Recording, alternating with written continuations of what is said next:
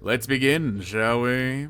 Before we go on though, why not hit that subscribe button right down there? Lets us know you like our videos and lets us have even more motivation to put more videos out. Number 9. Granite Loma. The biggest log cabin in all of the United States. It's located along Lake Superior in Michigan. It's 26,000 square feet, located smack dab in the middle of surrounding land. How much land?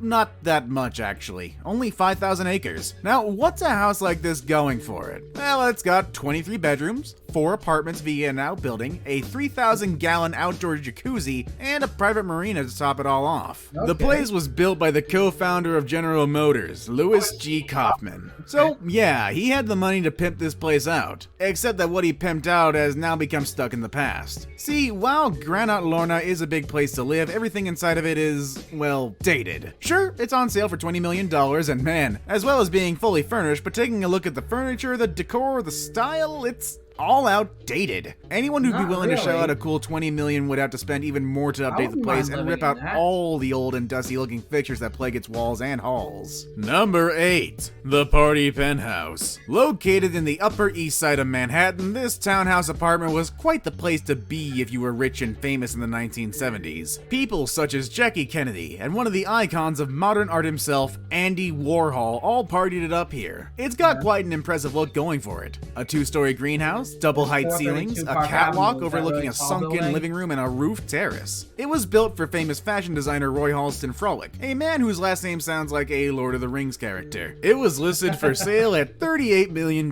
but then it was slashed by 37% down to $24 million. Why? Well, Frolick was a man with interesting tastes. He loved animals. Okay. And hey, what's up, everybody? Anton here from Dropship Lifestyle, and let me show you something real quick.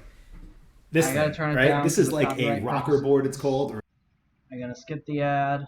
Perhaps a little too much. He loves steak. Perhaps a little too much. That's all I'm gonna say. And apparently that's all you need to know. And apparently all previously interested buyers needed to know too. Frolick's lavish and open lifestyle brought in certain taboos into his home, taboos that have surrounded it since and have say. And apparently that's all dollars. Why? Well, Frolick was a man with interesting tastes. He loved animals, perhaps a little too much. He loves steak, perhaps a little too much. That's all I'm gonna say. And apparently that's all you need to know. And apparently all previously interested buyers needed to know too.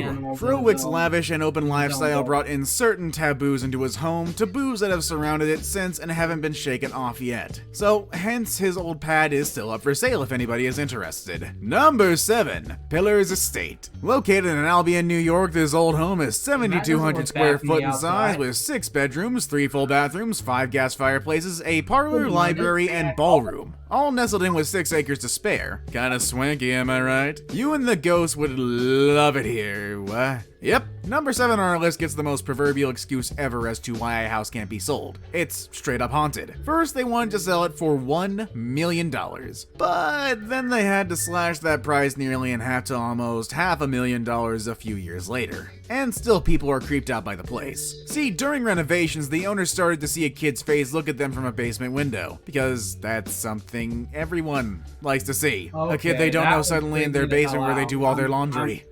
Good luck selling your house to anyone who isn't rich and crazy and in love with the supernatural. Number 6. S.K. Pierce Mansion. This Gardner, Massachusetts house encompasses 6,700 square feet of space, with 10 bedrooms, 3 baths, 11-foot high ceilings, marble fireplaces, and all the original windows, doorknobs, and hinges, and floors too. This bad boy is up for sale at only $329,000. Yeah, it doesn't take a millionaire to buy this house, but one more thing about it too, it's the most haunted house in all of Massachusetts. Okay, let's break it down. 7 deaths have been confirmed to have happened in the home, which means those spirits aren't gonna go anywhere anytime soon. A little boy stares out the front window because what else is the ghost of a boy supposed to do? A servant roams the halls looking to serve someone who won't scream when they see him. Things move about when they shouldn't, and of course the presence of EVPs, or electronic voice phenomenon, aka using a recording device to pick up something a ghost says. One team of ghost hunters supposedly got a recording of a ghost saying, "Squeeze every throat." Number 5.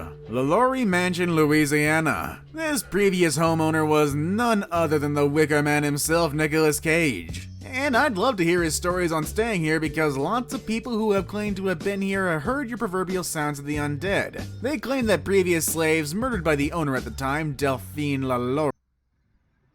Oh my gosh. Do you want a list the of volume the down. 99 most profitable niche markets for high-ticket dropshipping? Apologies. Hi, I'm Trevor Fenner.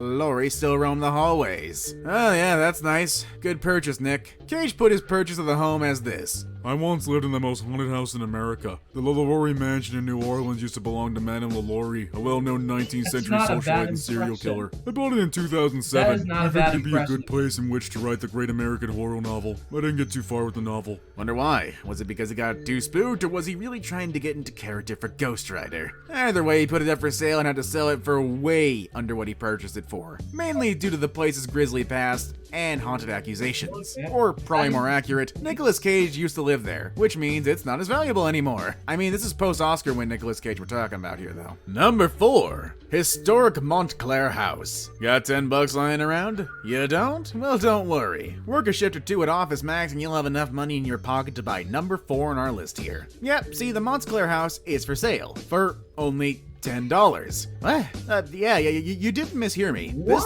3,900 square foot house with 6 bedrooms, 3.5 bathrooms, and 3 fireplaces located on almost 3 acres of land is legitimately on sale for only $10. But did you hear what I said? The house is for sale, but not the land. Yeah, if you were to buy this house, great, because you're gonna need to remove it from the neighborhood and take it someplace else. And that's why no one's bought it yet, because of all the fine print at the bottom of the contracts. They're turning the property it's on into a little development with 8 new homes. So anyone who wants the house, great, take it, it's yours. You just gotta move it. And moving a house is nothing for like a moving house. into a house, believe you me. Number 3.